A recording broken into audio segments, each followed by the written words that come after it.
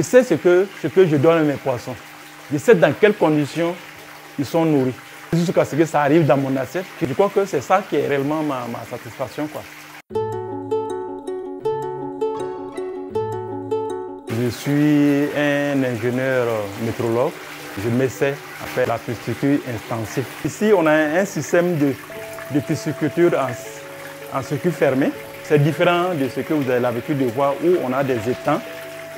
On met de l'eau, on fertilise et puis on met des poissons et les poissons se débrouillent pour vivre. Il faut dire qu'étant des basses structures, on fait du contrôle de la qualité. Et on sait bien que la qualité des produits sur le marché, en tout cas, est sujet à certaines préoccupations. Notamment concernant le poisson, la chaîne de traçabilité, la chaîne du foie. On se rend compte que souvent, ce n'est pas bien respecté. Et on se dit que produire quelque chose pour soi-même, être sûr de ce qu'on va consommer, en tout cas, je crois que c'est ça qui m'a réellement motivé à me lancer dans la pisciculture.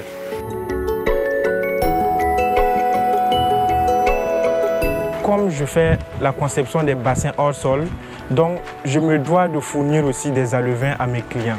Ça, c'est une petite exploitation qu'on a fait pour faire la reproduction des poissons tilapia qui est le plus demandé.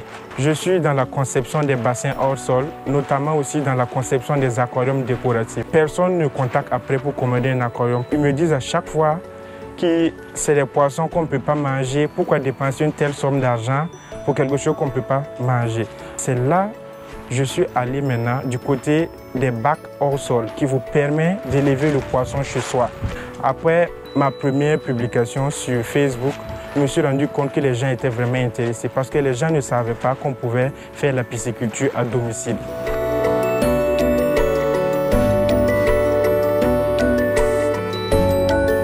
Je trouve que la pisciculture, c'est encore plus relax. J'arrive mieux à m'organiser qu'avec l'aviculture parce que l'aviculture, tout le temps, il fallait être là, faire les antibiotiques, les vaccins et autres. Le risque de maladie, c'est vraiment faible. Les seules fois que j'ai eu à perdre, c'est pendant les transports. Hormis ça, vraiment, je trouve que tout va bien. Voilà, j'ai quelques clients dans le quartier, les tantis qui font la grillade, le poisson. Nous-mêmes, on en consomme à la maison. Quand j'ai commencé, c'était en 2017, je n'avais aucune notion en matière de poisson. Donc, je me suis rapproché de la Direction générale des ressources halieutiques. Donc, j'ai fait d'abord une première formation avec eux. En lisant des articles, des publications scientifiques, j'ai commencé à faire une première installation. On a modifié une première fois, une seconde fois et on est à la 13e version. Et je crois que c'est cette 13e version-là qui m'a donné satisfaction. Pour mener bien une activité de la pisciculture hors sol à domicile, d'abord, il faut éviter le stress. Le stress, c'est quoi? Tout le temps, les gens veulent manipuler les poissons. Le stress peut diminuer la croissance des poissons, surtout les tilapias.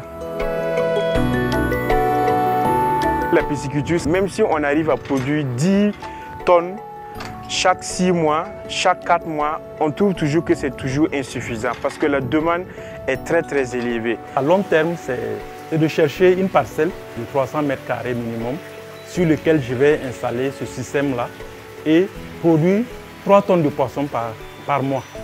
Donc ça signifie que sur 300 mètres carrés, produire 36 tonnes de poissons annuellement.